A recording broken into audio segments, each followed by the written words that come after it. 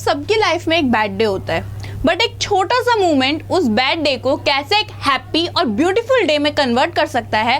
Let's find out the answer from the very interesting poem Dust of Snow written by the very famous poet Robert Frost. Hello my dear learners, how are you all? I hope you all are doing great. My name is Miss Riya Jain and I am your English educator or mentor. Today we are going to discuss about a very interesting poem. Throughout the video, first we will read out the stanzas. दो stanza की बहुत ही छोटी yet बहुत interesting और important pome ये होने वाली है. So first we will be reading stanzas. हम स्टैंजाज को रीड करेंगे, फिर हम उन्हें समझेंगे. Then we will understand the key themes of the poem and last में हम कुछ ऑब्जेक्टिव टाइप क्वेश्चंस को डिस्कस करेंगे जो कि बोर्ड्स पर्सपेक्टिव से बहुत ही इंपॉर्टेंट होने वाले हैं. Without wasting time let's dig in. बच्चों आप भी अपने अपनी बुक्स खोल लीजिएगा ताकि आप स्टैंजा को साथ साथ रीड कर सकें. So this is stanza number 1 and this stanza number 2. Stanza number 1 starts the way a crow shook down on me the dust of snow from a hemlock tree has given my heart a change of mood and saved some part of a day I had rued. कितनी छोटी सी poem है but it's a very important poem. ये आपको बहुत deep meaning देने वाली है. स्टैंजा नंबर 1 आपको क्या कहता है, हम फर्स्ट स्टैंजा को डिस्कस कर रहे हैं. स्टैंजा नंबर 1 क्या कहता है, जो पोएट हैं वो हेमलॉक ट्री के नीचे खड़े हैं. हेमलॉक ट्री के नीचे खड़े हैं. The poet is so upset.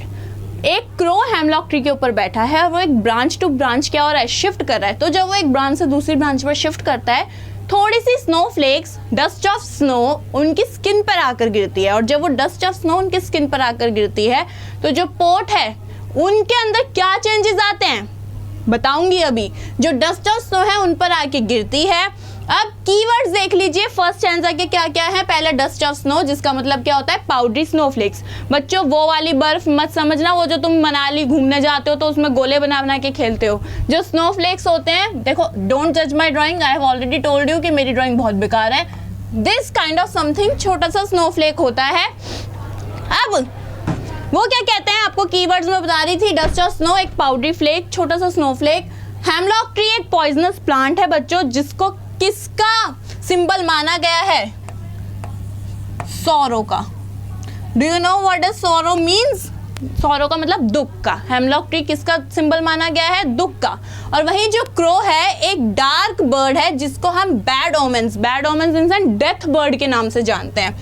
अच्छा आप में से किस किस ने वेडनेसडे देखी है. वेडनेसडे, अरे सीरीज वेडनेसडे देखी है. तो उसके पार्ट 2 में जो वेडनेसडे जो खुद से कैरेक्टर है उसी सीरीज का, उसके पीछे एक क्रो है, वन आइड क्रो. जिसने सीरीज देखी है जल्दी जल्दी मुझे कमेंट सेक्शन में बताओ.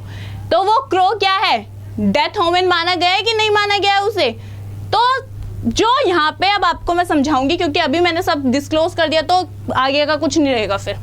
अब स्टैंजा 2 में क्या है, जो वो स्नोफ्लेक उनकी स्किन पे गिरी तो उनका जो सैड मूड था वो ऑटोमेटिकली क्या हो गया, अपलिफ्ट हो गया. और फ्रॉम टू सैड से किस में कन्वर्ट हो गया उनका मूड, हैप्पी मूड में कन्वर्ट हो गया. सैड से किस में कन्वर्ट हो गया उनका मूड, हैप्पी मूड में कन्वर्ट हो गया. जो कोल्ड स्नो थी उनने पोएट की स्किन को टच करते ही उनका जो मूड है वो क्या कर दिया, चेंज कर दिया. और अब पोएट को रिग्रेट होने से बचा लिया. क्या रिग्रेट, वरना वो हम रिग्रेट में हो जाते कि मैंने आज का अपना पूरा दिन खराब कर दिया, रुइन कर दिया. But that nature, that crow, that hemlock tree, that snowflake saved his day to be get ruined. I hope दोनों स्टैंजास आपको अच्छे से समझ में आए होंगे.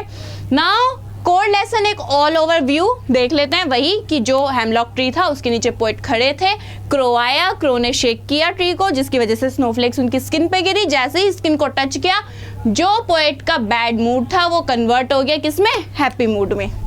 आप चाहें तो इसका स्क्रीनशॉट ले सकते हैं बट डोंट वरी, मैं डिस्क्रिप्शन में पीपीटी ये ऐड कर दूंगी. और कुछ मेरे हैंड रिटन नोट्स भी हैं वो भी मैं आपको प्रोवाइड करूंगी क्योंकि आई नो बहुत सारे बच्चे हैं जिनको स्टैंजास में टैकल करने में स्टैंजास को टैकल करने में बहुत प्रॉब्लम फेस करते हैं. उन्हें ये डाउट रहता है कि मैम एग्जाम में स्टैंजा आते हैं वो हमें उनके क्वेश्चंस के आंसर्स करने होते हैं, बट हमें तो यही है कि क्वेश्चन पढ़ते हैं, स्टैंजा में ढूंढने लगते हैं। But now pattern has been changed, pattern change हो गया है, वो वाला पैटर्न नहीं रहा है। तो इसलिए हैंड रिटन नोट्स वगैरह मैं आपको प्रोवाइड करूँगी, जिससे कि आपको कोई भी प्रॉब्लम ना हो और आप सब इंग्लिश बोर्ड एग्जाम में टॉप करें। की थीम्स देखते हैं, 3 की थीम्स है पोएम के। पहले क्या, healing power of nature, small movement big changes, फिर नेगेटिव टू पॉजिटिव। पहला क्या कहता है कि nature has a healing power. Poem simply क्या कर रही है, पोम जो है सिंपली दिखा रही है आपको, उसमें नेचर की बात की हुई है, crow, hemlock tree, snowflakes nature की पार्ट है। तो कैसे नेचर में एक हीलिंग पावर है कि वो एक ह्यूमन की बैड मूड को अपलिफ्ट करके गुड मूड में कन्वर्ट कर सकती है। सेकेंड कि छोटा सा एक मूवमेंट, वीडियो के स्टार्टिंग में बात की थी मैंने कि एक छोटा सा मूवमेंट एक बैड डे को हैप्पी मूड में कन्वर्ट कर सकता है। सिमिलरली कौवा पेड़ पे इधर से उधर हिला, बर्फ गिरी थोड़ी सी पोएट पे, बहुत बड़ा कुछ नहीं था, एक छोटा सा मूवमेंट था, बट उस छोटे से मूवमेंट ने पोएट के पूरे डे को क्या कर लिया, रुइन होने से बचा लिया। और तीसरा क्या कि नेगेटिव थिंग्स, जो नेचर की जो नेगेटिव थिंग्स है ना, यहाँ पे नेगेटिव चीजें किसको बोल रहे हैं बेटा, ये क्रो को, sorry for my bad writing, ये क्रो को और दूसरा हेमलॉक ट्री को, हेमलॉक ट्री को, इन्होंने इनको बैड थिंग्स बोला है। तो कैसे ये नेगेटिव थिंग्स, नेगेटिव नेचर की नेगेटिव थिंग्स ह्यूमन के लिए पॉजिटिव प्रूफ हो सकती हैं और उसके लिए पॉजिटिवली वर्क कर सकती हैं। सो मूविंग अहेड, अब आ जाते हैं हम इसके किस पे, प्रैक्टिस क्वेश्चंस पे। आई होप आपको पोम बहुत अच्छे से समझ में आई होगी, उसका जो डीप कॉन्टेक्स्ट है वो समझ में आया होगा, क्या पोएट आपको बताना चाह रहे हैं आपको वो समझ में आया होगा। अगर आपको अब भी कोई डाउट है तो फटाफट कमेंट सेक्शंस में अपने डाउट की लाइन लगा दो, मैं हर एक कमेंट पढ़ रही हूँ और आई विल मेक श्योर कि कोई भी आज यहाँ से एक भी डाउट अपने साथ तो लेकर नहीं जाएगा, पूरा प्रॉपर क्लियर होगा। फटाफट कमेंट्स करो अपने, अगर कोई भी डाउट है तो। I am waiting for you guys. Clear clear clear clear clear, सबको क्लियर है? Good, very good, well done. आ जाओ, मल्टीपल टाइप आपके एमसीक्यूज की प्रैक्टिस करते हैं बच्चों। ऑब्जेक्टिव आते हैं ना क्वेश्चंस, स्टैंजास में से फंस जाओगे फिर। एक बात स्टार मार्क कर लो, ऐसे स्टार मार्क कर लो, इम्पॉर्टेंट मार्क कर लो। जितनी भी पोम है बुक की, सबके पोएट के नेम्स आपकी टिप्स पे लर्न होने चाहिए आपको।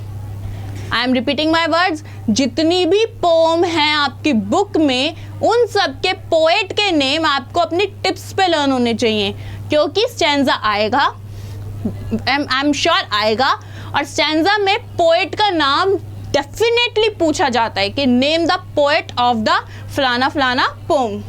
सो you have to like learn the name of all the poets. Please poets के नेम लर्न कर लो इंपॉर्टेंटली। क्वेश्चंस प्रैक्टिस करते हैं। पहला क्वेश्चन क्या कह रहा है, what does the dust of snow represent. Dust of snow जो है वो क्या रिप्रेजेंट कर रही है, क्या दिखा रहा है? सैंड पार्टिकल्स दिखा रहा है, फाइन पार्टिकल्स ऑफ स्नो की बात दिखा रहा है, ऐश फ्रॉम फायर, या फिर पॉलन फ्रॉम फ्लावर्स। फटाफट कमेंट सेक्शन में बताएंगे। Very good, well done.